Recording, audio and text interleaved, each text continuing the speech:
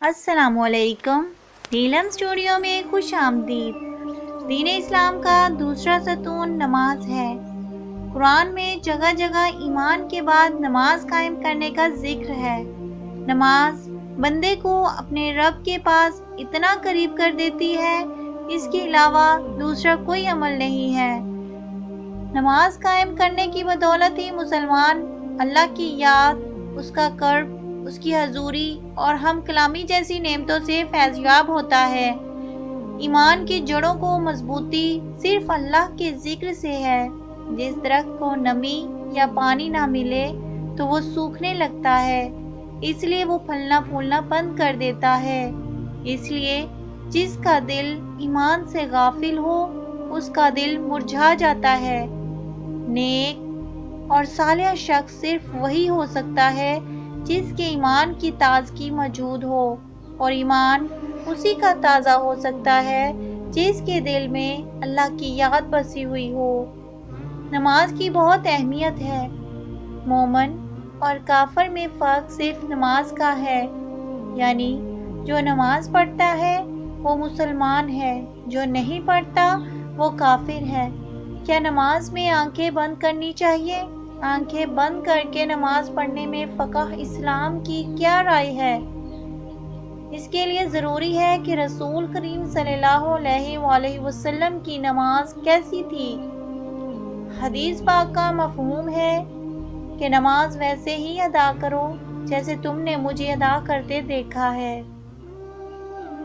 رسول کریم صلی اللہ علیہ وآلہ وسلم اعلان نبوت سے پہلے بھی غار حرا میں کافی عرصہ عبادت الہی میں مصروف رہے۔ جب آپ صلی اللہ علیہ وآلہ وسلم کو اعلان نبوت ملی تو سب سے پہلے نماز کا حکم ملا۔ آپ صلی اللہ علیہ وآلہ وسلم کے نماز مثالی اور کامل تھی۔ آپ صلی اللہ علیہ وآلہ وسلم کی نفلی نماز بھی خشیت الہی سے اشکبار تھی۔ نماز میں اتنی محویت ہوتی کہ کائنات کی ہر چیز سے بے خبر اور رب کریم کے بالکل قریب ہو جاتے۔ جب 5 نمازیں فرض ہو گئیں تو آپ صلی اللہ علیہ وآلہ وسلم نے آخری دم تک اس فریضہ کو سر انجام دیا۔ آپ صلی اللہ علیہ وآلہ وسلم کی نماز میں اتنی خشوع خضوع ہوتی کہ اس کی مثال کہیں نہیں ملتی۔ حضرت عوف رضی اللہ عنہ فرماتے ہیں کہ ایک رات میں آپ صلی اللہ علیہ وآلہ وسلم کے ساتھ تھا۔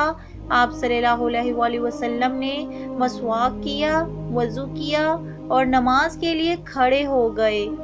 میں بھی نماز میں شامل ہو گیا۔ آپ صلی اللہ علیہ وآلہ وسلم نے ایک رکعت میں پوری سورۃ بقرہ پڑھ ڈالی۔ جہاں رحمت کی دعا آتی وہاں ٹھہر جاتے اور رحمت کی دعا مانگتے۔ سورت کے آخر میں رکوع کیا، اتنی دیر رکوع کیا جتنی دیر سورت کی تلاوت کی، اور اتنی ہی دیر سجدہ کیا اور دوسری رکعت میں سورۃ ال عمران پڑھی۔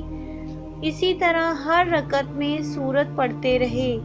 رسول اکرم صلی اللہ علیہ وآلہ وسلم اسی طرح نماز پڑھا کرتے۔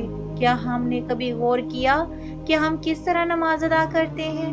اہل فقہ متفقہ طور پر نماز میں آنکھیں بند کرنے کو مکروہ کہتے ہیں کہ یہ یہودیوں کا عمل ہے۔ اسی طرح توفیتہ الملوک کے مؤلف نے اس کے مکروہ ہونے کی صراحت کی ہے، اور کسانی کہتے ہیں کہ یہ مکروہ ہے کیونکہ یہ سنت کے متصادم ہے، کیونکہ سجدہ کی حالت میں نماز کی جگہ دیکھنا شرعی عمل ہے۔ نیز یہ بھی جسم کا ہر عضو کا عبادت میں حصہ ہے، تو آنکھیں بھی عبادت کا حصہ ہے۔ امام حافظ نے اپنے فتویٰ میں ضرورت کے وقت آنکھیں بند کرنے کی اجازت دی ہے۔ اگر اس سے نماز میں خشوع زیادہ ہو تو آنکھیں بند کی جا سکتی ہیں، جبکہ ابن حکیم نے لکھا ہے کہ اگر آنکھیں کھول کر نماز پڑھنے میں زیادہ خشوع ہوگا تو آنکھیں کھول کر پڑھنی چاہیے، لیکن اگر کسی نقش و نگار کی وجہ سے نماز میں خلل پیدا ہوتا ہو تو آنکھیں بند کر کے نماز پڑھنا قطعی طور پر مکروہ نہیں ہے۔